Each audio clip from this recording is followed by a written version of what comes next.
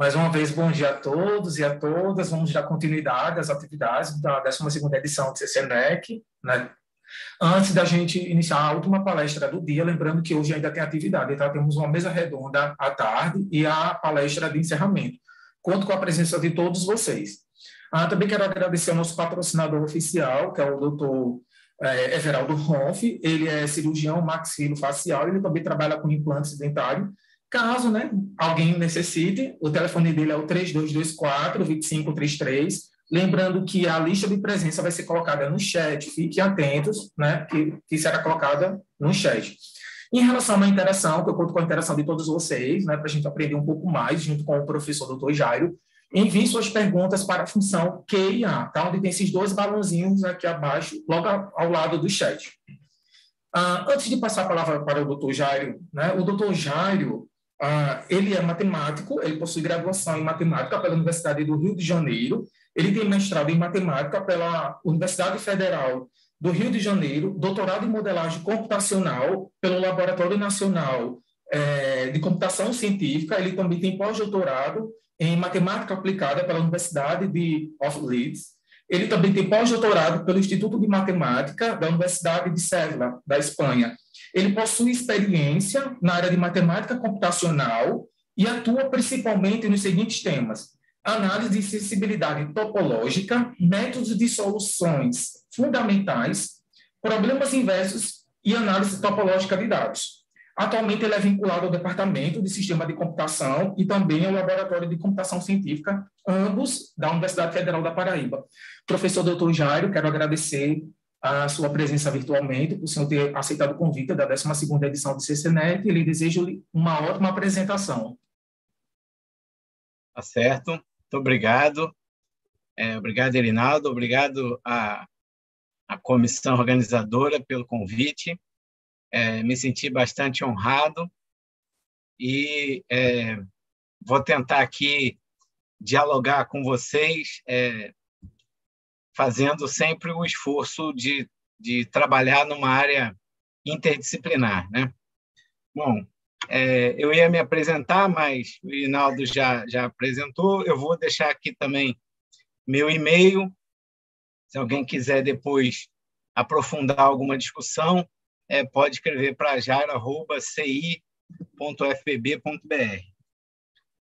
Bom, eu começo aqui, né, com uma frase do Charles Darwin, que diz que, na história da humanidade e dos animais, aqueles que aprenderam a colaborar e improvisar mais efetivamente prevaleceram, né? Então, eu espero que a gente tenha frutíferas colaborações a partir desses nossos contatos iniciais. Bom, o que eu quero começar chamando a atenção é sobre esse artigo aqui de 2001, né, do sequenciamento do genoma humano, né? Então, isso aqui é um divisor de águas, né? A partir daí, a biologia ela se torna uma ciência intensiva em dados, né? Aqui são só a primeira página, está aqui os autores, né? São mais de 270 autores, e a gente, então, relembra a frase do Darwin, né? Nós temos que ser colaborativos. Bom, aqui a introdução, né, o abstract desse artigo diz o seguinte, que uma sequência de 2,91 bilhões de pares de bases, né? Depois ele fala aqui a sequência de DNA de 14,8 bilhões de pares de bases foi gerada ao longo de 9 meses, a partir de 27 milhões de leituras de sequência de alta qualidade, e por aí vai. Ou seja, a ciência está se tornando ciência de dados, e os métodos estatísticos que a gente utilizava antes dessa revolução, né, que tem cerca de 20 anos, eles não funcionam mais, né? Eles precisam ser aprimorados e precisam de novas técnicas, né, para atacar novos problemas. E uma dessas técnicas que surgiram né, que tem colaborado muito com a neurociência é a topologia e a análise topológica de dados. Tá? Então, dando andamento aqui depois desse trabalho, né, do Venter e seus colaboradores, nós tivemos aqui alguns avanços, né? A caracterização molecular detalhada de milhares de cânceres, a elucidação da estrutura tridimensional do DNA, do núcleo de moléculas, a enumeração de variações genômicas de milhares de indivíduos, a caracterização de células únicas de tumores e assim por diante. Ou seja, tudo isso a gente pode analisar do ponto de vista de Big Data.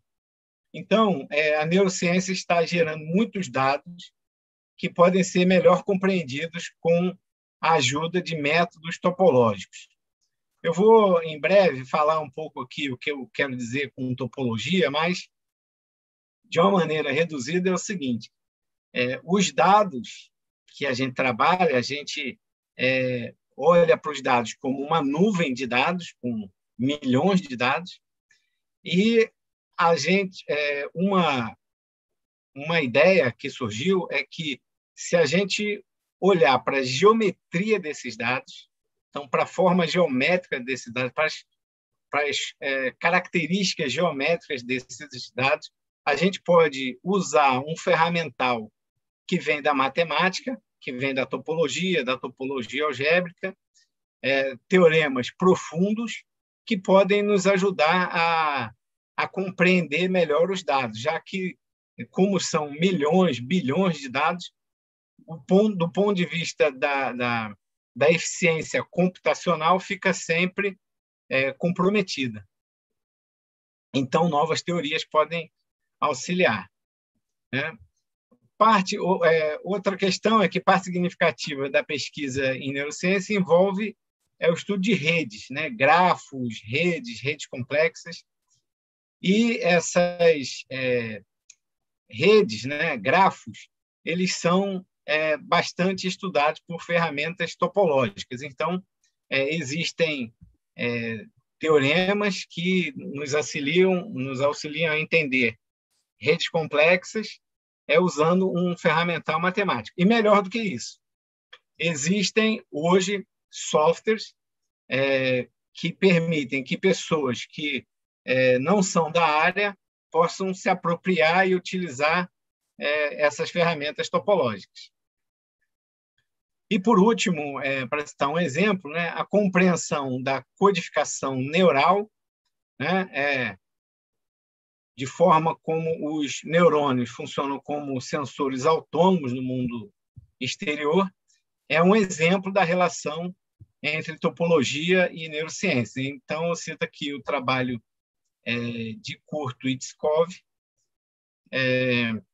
que usa um teorema lá da topologia e demonstra que certos grupos de neurônios você pode compreender a codificação neural e também, de forma inversa, a gente pode estimular o animal e criar toda a codificação do ambiente. Tá? Bom, então, para falar aqui rapidamente de codificação neural, nós temos aí esse trabalho de 1959, né? Era um neurônio ajustado de um gato, né? Então, quando você coloca aqui uma visualização de uma barra a 45 graus, o neurônio tem vários disparos, e quando você coloca a imagem na horizontal, você tem poucos disparos. Bom, mais tarde, então, vem esse trabalho de O'Keefe e Dostrovsky. Os dois trabalhos foram premiados, né? Ganharam o prêmio Nobel. Então, você tem aqui 3 neurônios, né? E aí, quando o rato ele passa por certo local, o neurônio dispara, né? Então, aqui o primeiro neurônio está associado a essa região, o segundo neurônio está associado a uma outra região e o terceiro está associado a outra região.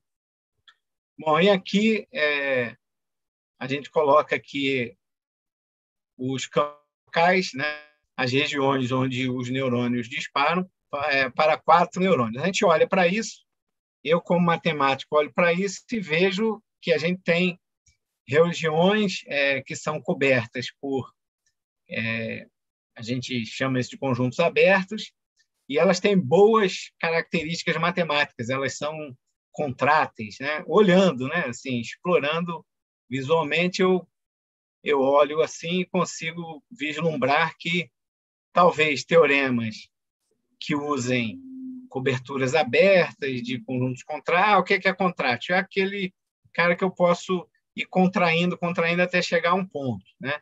Se eu tivesse um buraco aqui no meio, isso não aconteceria. Mas como são regiões aqui um pouco parecidas com um disco, né? Um disquinho deformado, então ela tem boas propriedades. E aqui, no trabalho do Curto, ele coloca aqui 3 ambientes usuais, da Curto, né? Carina Curto. Ela coloca 3 ambientes usuais para um rato, e aqui os campos locais, né? Os disquinhos sombreados aqui para as regiões. Então, a gente olhando para isso, a gente associa logo a uma cobertura aberta, que é um conceito que vem da topologia. Então, aqui é uma característica aqui da topologia, né? Eu tenho aqui uma cobertura aberta, que é vários conjuntos, nesse caso aqui, várias bolas abertas, né? Aberto, parecido lá quando a gente estudou conjunto aberto, conjunto fechado, nesse mesmo sentido. E, por exemplo, quando qualquer cobertura aberta tem uma subcobertura finita, eu chamo esse conjunto de compacto, e isso tem também propriedades importantes lá na matemática. Eu coloquei essa figura aqui para associar com a figura anterior aqui do trabalho sobre campos locais, né? Bom, então, a gente vai introduzir alguns conceitos de topologia, né? Já que a gente está falando sobre topologia. Bom, eu vejo a topologia da seguinte maneira. A gente convive num espaço tridimensional, né? E, por conta dessa nossa natureza física, a primeira coisa que a gente tem é definido nesse espaço cartesiano, tridimensional, a gente mede distâncias, etc.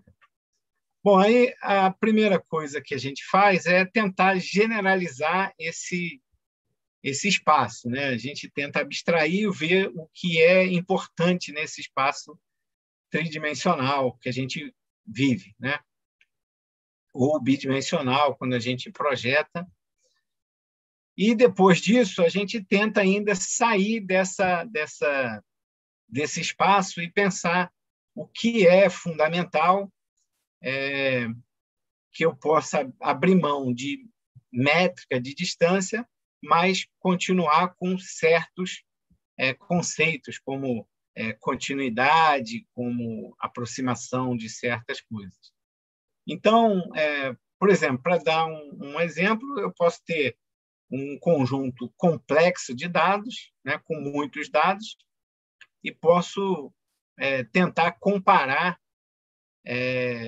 os subconjuntos que estão mais próximos, né? Isso para usar a nossa distância euclidiana, né? A distância euclidiana é aquela que eu pego uma fita métrica e meço. Não dá mais, eu tenho que generalizar. Então, o que a gente faz? Bom, a gente define o que é uma métrica, né? Usando a ideia de distância, a gente pensa, bom, uma métrica, né, meu espaço, o espaço que eu convivo, uma métrica tem que satisfazer algumas condições. A primeira é que a distância de alguma coisa a ela é sempre um número maior ou igual a zero, e a distância de um ponto a ele mesmo é zero. E a um ponto diferente dele é maior do que zero. Isso é intuitivo, né? Bom, a distância de um ponto x a um ponto y é igual à distância de um ponto y a um ponto x, né? Se eu estou pensando em distância como linha reta, isso vale, né? Bom, e aqui a menos elementar de todas é a desigualdade triangular, né? Que ela quer dizer o seguinte, que a distância de um ponto x a um ponto y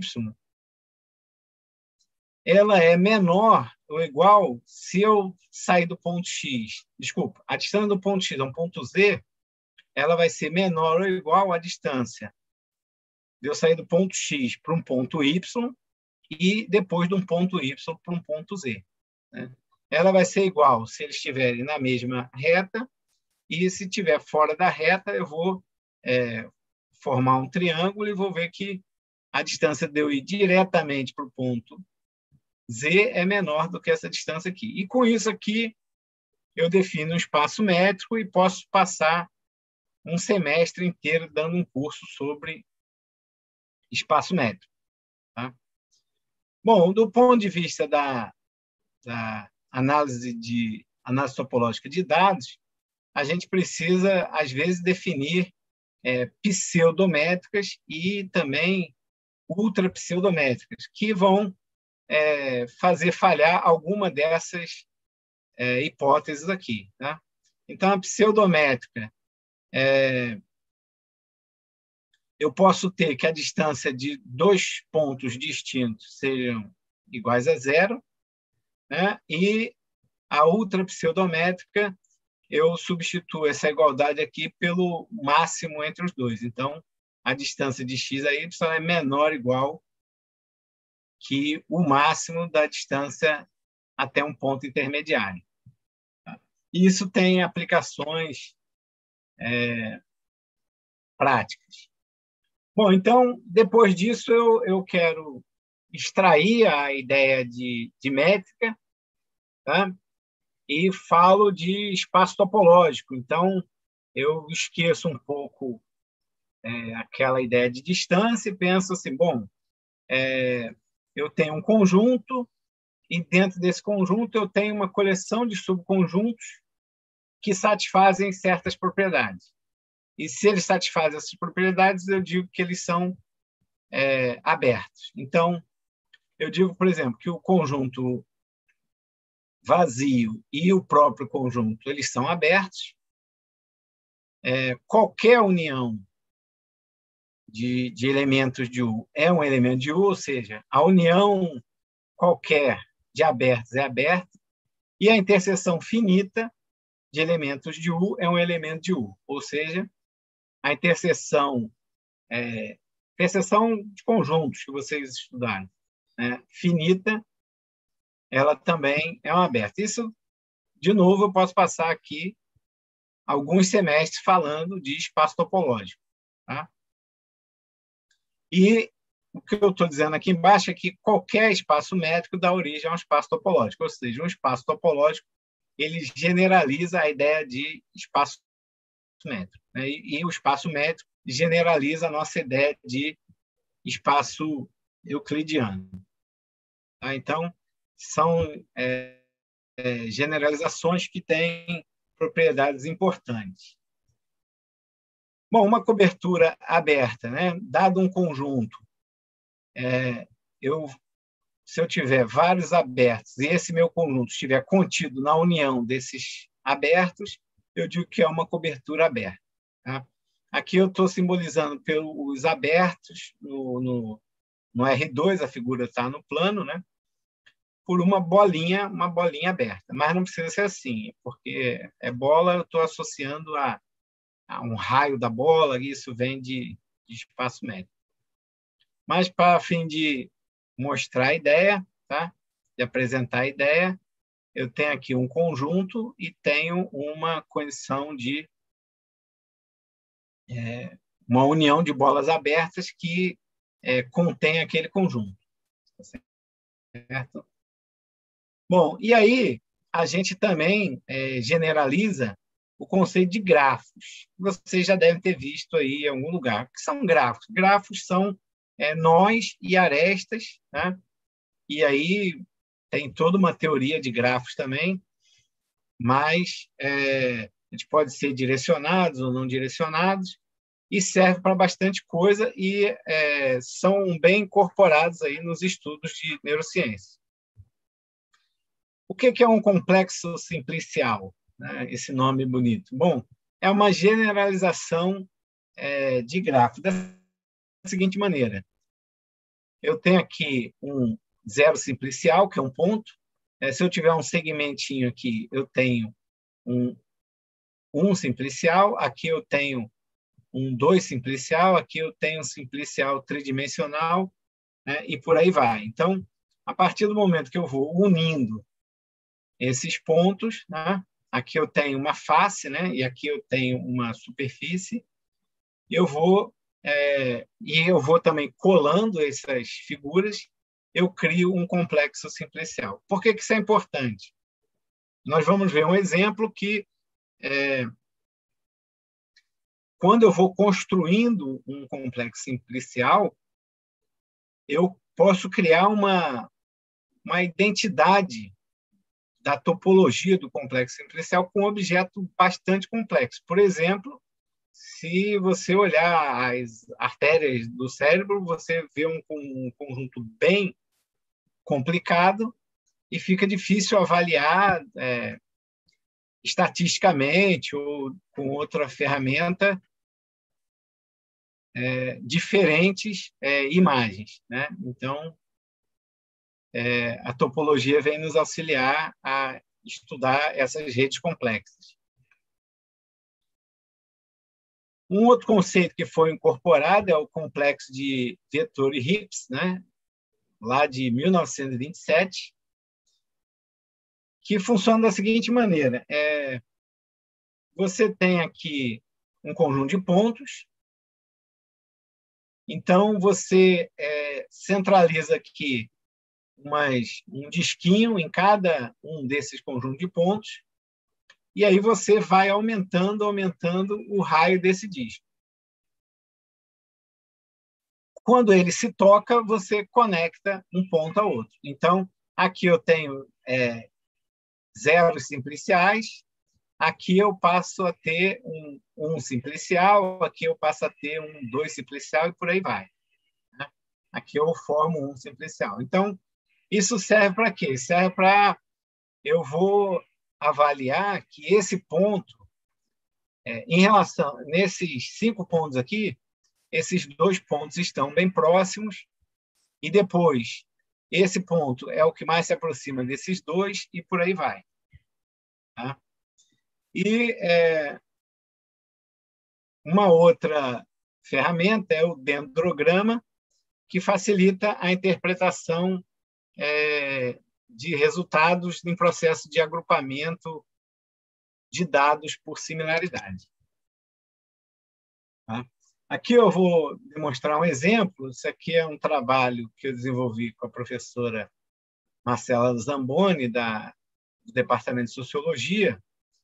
E o que a gente fez? A gente pegou os dados do IBGE de 2000 a 2017 de todos os estados brasileiros, comparando a taxa de homicídio de mulheres negras, a taxa de homicídio de mulheres não negras, o índice de desenvolvimento humano educacional e de renda municipal e homicídio por população. Então,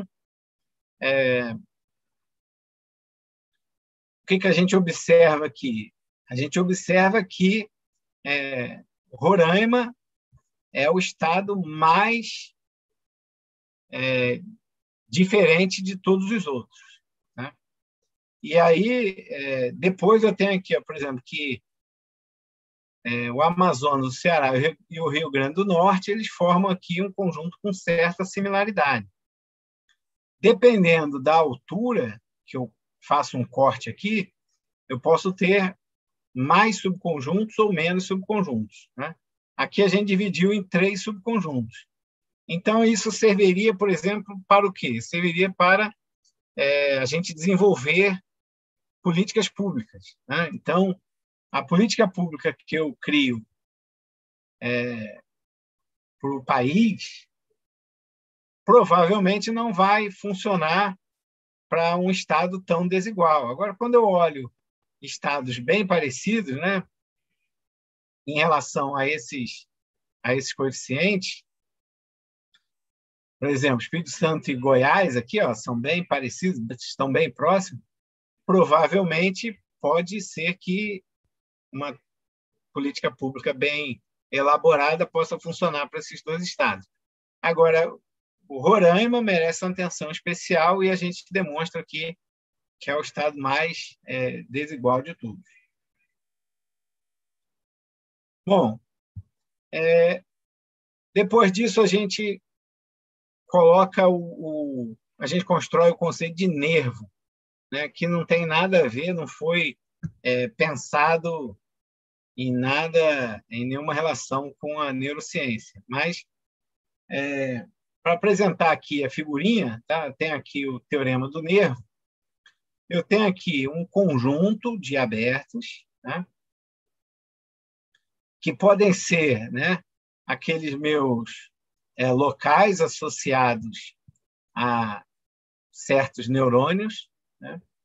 E aí eu vou criando o nervo, que é assim, com esse aberto, ele tem interseção com esse, então eu conecto.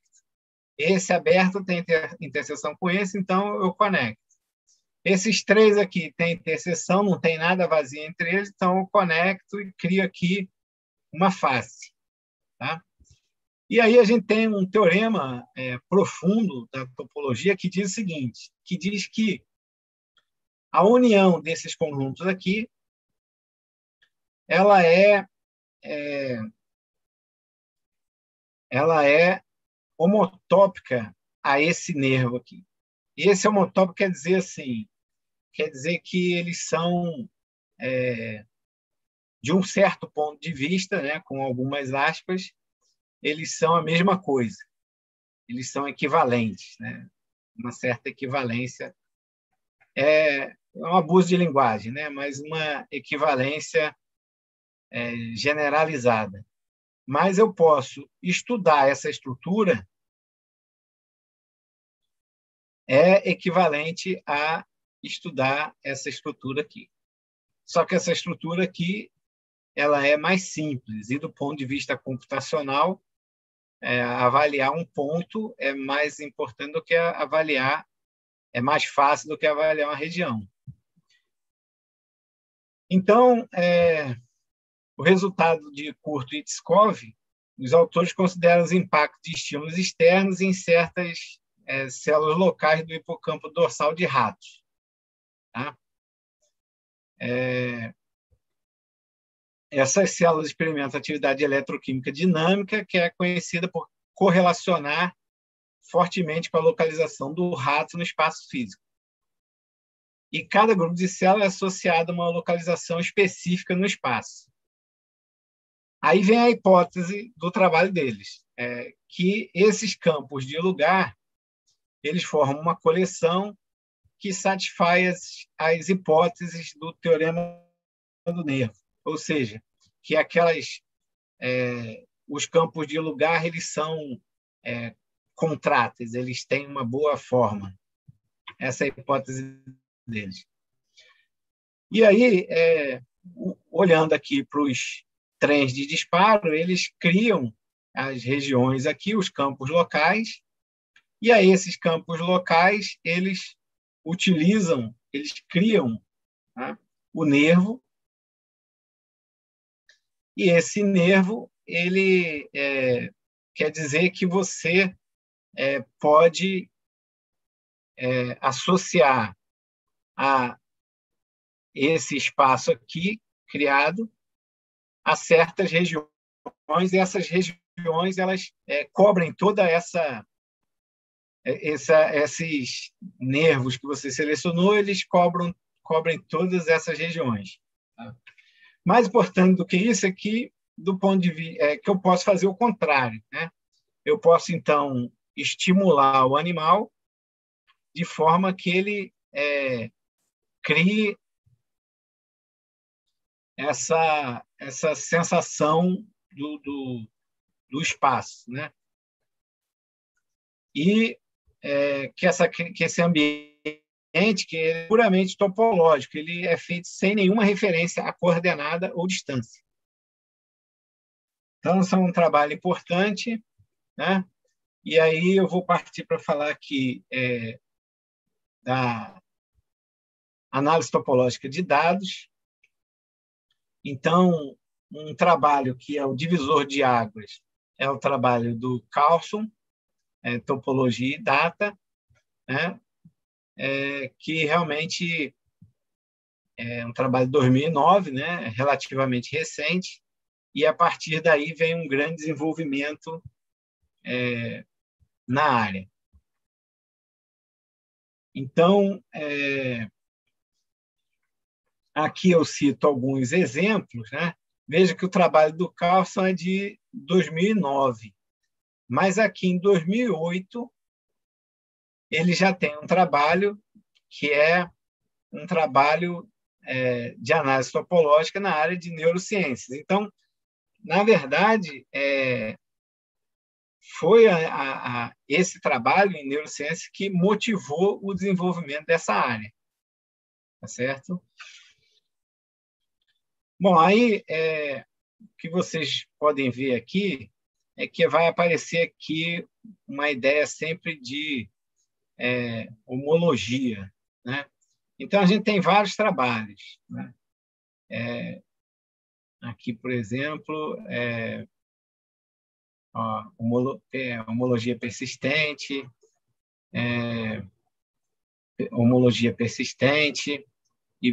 e quando não está no título, eles estão utilizando esse conceito de homologia persistente. Bom, basicamente, esses trabalhos eles fizeram o seguinte: utilizaram homologia persistente para estudar a atividade da população no córtex primário, né? Estudaram a arquitetura neuronal em processo de informação através da construção de grafos direcionados. A arquitetura do cérebro foi explorada usando técnicas topológicas e foram usadas na sensibilidade topológica associada com ressonância magnética. Tá? Então, vai até aqui, nossa análise vai até aqui 2017, e até 2021 tem bastante trabalho. Isso aqui é um levantamento bem completo. Tá?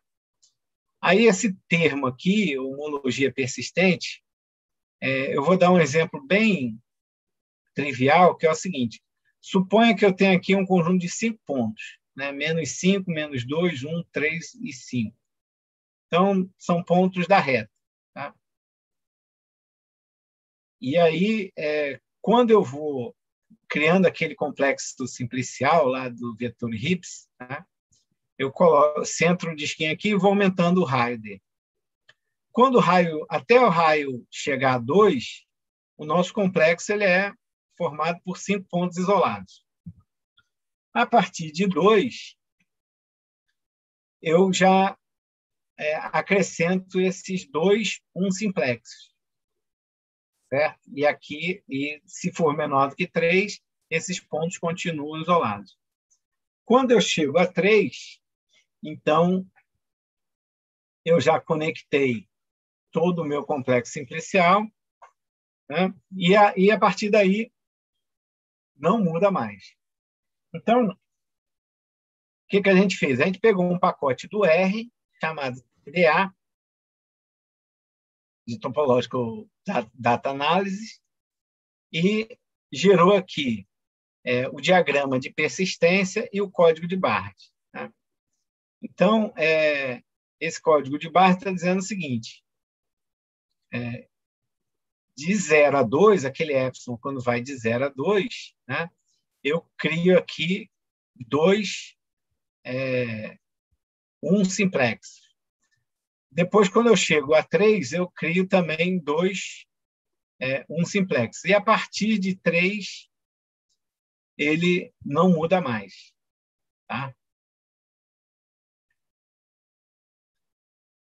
E aqui está o nosso chamado diagrama de persistência. Tá? Tá aqui o 2, o 3, e aí isso aqui é como se fosse indo para infinito. Tá? Só que esse aqui é mais importante, que ele mostra quantas vezes aparece aqui o raio 2, quantas vezes aparece aqui o raio 3, e aí por diante. E eu posso gerar aquele dendrograma também, utilizando o R. Certo? Então, isso quer dizer o seguinte: quando chegou aqui no 2, eu conectei esses 3 pontos aqui, o 1, 3 e o 5. Então, eles são os pontos mais similares. Quando chegou no 3, eu conectei o menos 2 com menos 5 e conectei esse intervalo nesse intervalo aqui. Nosso exemplo é bem simples, mas para mostrar aqui uma aplicação, né? Nesse trabalho, a gente tem 2 árvores de artéria cerebral. Né? Aqui, de um jovem de 20 anos e aqui de um senhor de 72 anos. Então, veja, é bastante difícil você comparar essa imagem com essa imagem. Né? Mas quando você cria um diagrama de persistência, né, você observa o seguinte: aqui tem 98 casos, né, 98 estudos, 98 pessoas, e a distribuição que você tem é essa aqui. Se você calcular o coeficiente de correlação, vai dar um coeficiente de correlação baixo. Mas existe uma relação sutil que aqui está a idade, né? E aqui está o número de valores de persistência 1D. Então, veja, para as pessoas mais jovens, eu encontro valores maiores de loopings nas minhas artérias cerebrais. E para as pessoas mais velhas, eu encontro valores, em média, né? Eu encontro menos valores de loopings nas artérias cerebrais. É isso que esse resultado aqui está dizendo. Né?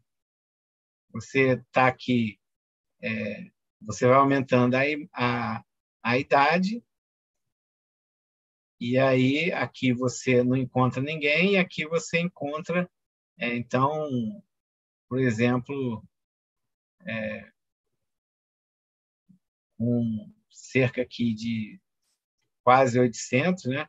É mais comum isso acontecer em pessoas com a idade mais baixa. E essa diferença ela é estatisticamente significativa. Tá? Então, em média, né, há mais looping nas árvores de artérias cerebrais de pessoas mais jovens do que em pessoas mais velhas. E, embora você não tenha uma correlação forte, né, essa relação sutil, se você utilizar, por exemplo, machine learning, ela pode te levar a uma classificação completamente diferente. Então, isso é uma relação sutil, mas quando você trabalha com um grande conjunto de dados ou trabalha com aprendizado de máquina, ela tem que ser levada em conta. Bom, espero não ter cansado vocês com essa matemática, né? Mas as conclusões são as seguintes. Os neurônios, eles fornecem um importante exemplo de sistema biológico que podem ser capturadas livremente por redes do ponto de vista de grafos.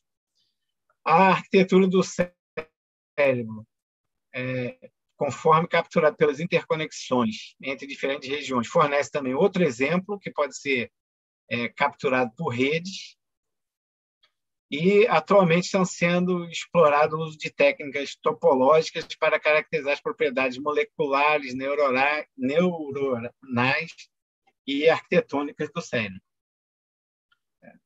A gente espera que essas ferramentas topológicas elas deem informações como a distribuição de grau, né? Grau é o número de conexões que um ponto tem, do ponto de vista de grafo. Centralidade, se o grafo é central na rede, é um dos mais conectados, o número de componentes conexas, etc. O uso de softwares para o cálculo de homologia, da homologia persistente, tá?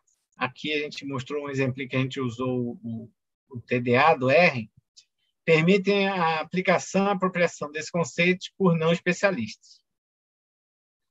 E, finalmente, cabe ressaltar que, se você utilizar simulação computacional, você pode gerar grandes conjuntos de dados, e esses grandes conjuntos de dados eles podem ser analisados através da análise topológica de dados. Tá? Muito obrigado. Eu concluo aqui com uma poesia, né, que acho que está faltando no Brasil, e agradeço a atenção de vocês.